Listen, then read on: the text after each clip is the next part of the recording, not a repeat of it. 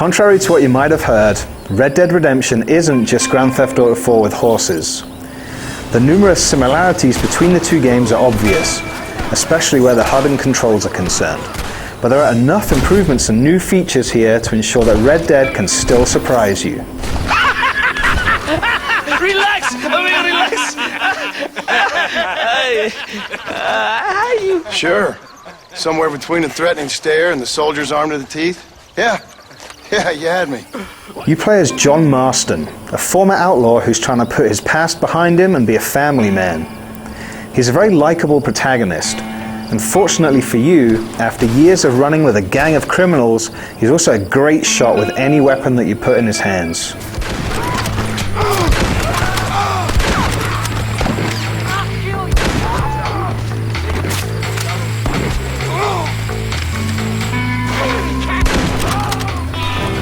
Pistols, rifles, shotguns, and even throwing knives have a place in your arsenal. And with the exception of sniper rifles, all of them can be used to lock onto enemies in the center of your screen before tweaking your aim to target specific parts of their bodies.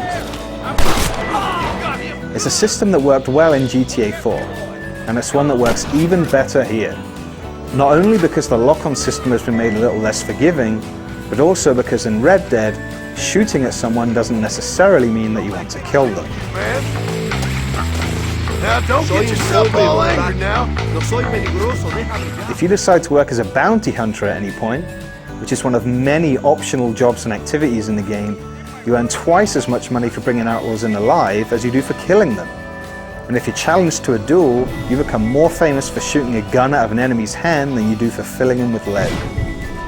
Either way, the duels are fun, and they get you into the habit of putting the slow-motion dead-eye mechanic to good use.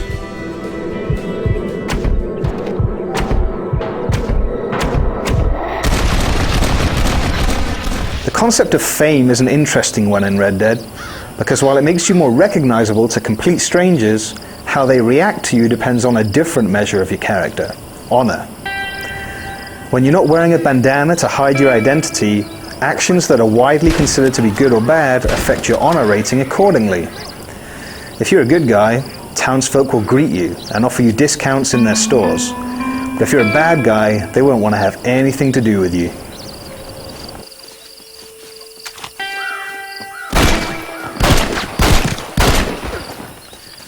When you're witnessed committing a criminal act, you become a wanted man with a price on your head. The sheriff comes after you with a posse, and even if you manage to escape from them, the bounty doesn't go away, and it grows every time you commit another crime. This is a great evolution of the system used in GTA games, because rather than feeling like everyone has forgotten about your previous transgressions, there's always a chance that bounty hunters will show up, at least until you clear your name, either by paying off the bounty yourself or acquiring a letter of pardon. Regardless of whether you play as a good guy or a bad guy, Marston's compelling story plays out in much the same way. To say too much about it would be to risk spoiling it for you, so just know that you're going to meet and fight alongside a superb cast of memorable characters. You're going to be reminded of iconic scenes from Western movies, and you're not going to want it to end, which you'll almost certainly think it's going to once or twice before it actually does. You ride with us again, Marston? Will you help me? Reaching the end credits could take you anywhere between 20 and 40 hours, depending on how many of the optional activities and side missions you spend time with. Red Dead Redemption's world is a far easier one to get sidetracked than most. That's because, in addition to the dozens of excellent and varied story missions, there are countless other opportunities to make money, to get famous, or just to have fun.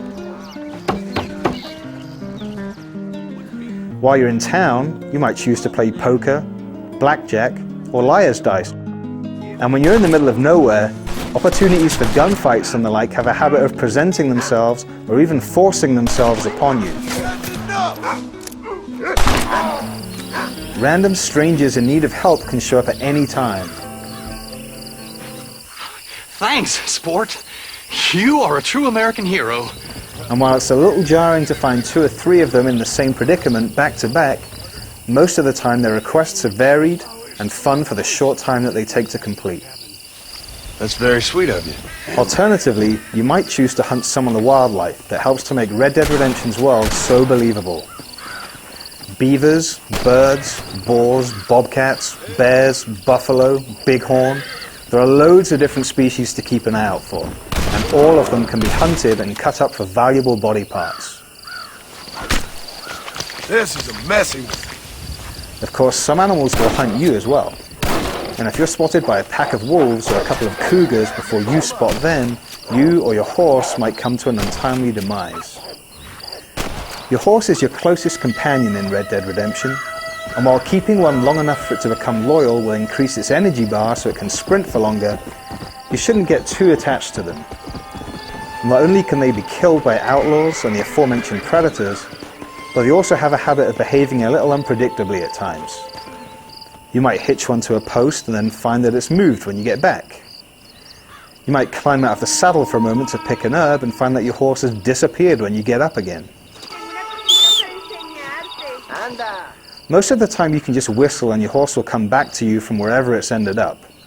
But that won't work if you leave your horse unattended by a deep river and it stupidly walks into the water, never to be seen again. If you find yourself stuck without a horse, or just feel like getting a new one, there's some fun to be had catching a wild one with your lasso and then breaking it in via a simple minigame. Come on, nearly got you. In addition to all of this great single-player content and all of the challenges and minigames contained therein, Red Dead Redemption boasts a good number of multiplayer modes for both competitive and cooperative play. Most are variations on basic deathmatch and capture the flag themes, with the cool twist that they all start with a Mexican standoff. Lawman versus Dutch's gang. You.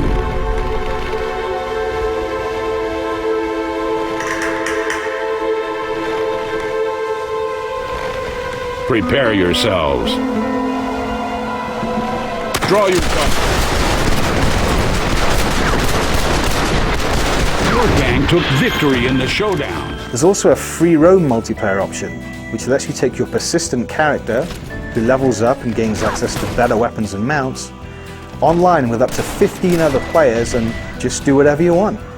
You can shoot each other, you can cause trouble with townsfolk, you can form posses to complete gang hideout missions, or you can become the session's most wanted outlaw and then kill or steer clear of any other players who come looking to collect the bounty on your head. It really is a lot of fun, and while it's unfortunate that the customization options for your character are limited, you at least unlock lots of new skins as you play. Between the free roam and competitive modes, there's enough great multiplayer content here to keep you playing Red Dead Redemption long after you've watched the credits roll at the end of the story.